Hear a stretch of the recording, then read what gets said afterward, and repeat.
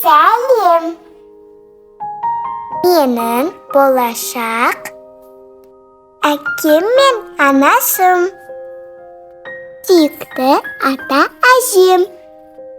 Мен сіздердің махаббаттарыңыздан заралған кішкентай бақытпын.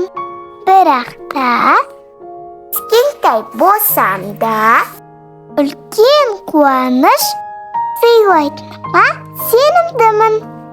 Қазір анамның құшағында жатып, әр дауысты, көңіл күйді, мейірім мен махаббатты сезе аламын.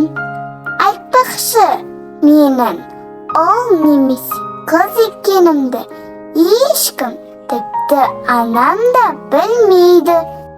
Сіздермен тезірек көріскім келіп жүргендіктен қазір құпияны ашамын. Бірақ мен дүниеге келгенде бәріміз керемет көңіл күймен тойлаймыз деп уәде беріңіздер. Уәде ме? Жарайды, сендім.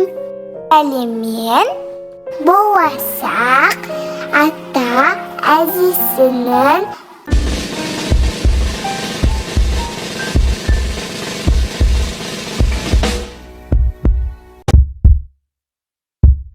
Жаным балам, тас лақтырма тағдырға, жарқырап жүр, көңілімді қалдырма. Төрсенігі төмендеуге хақым жоқ, ел тұрғанда артың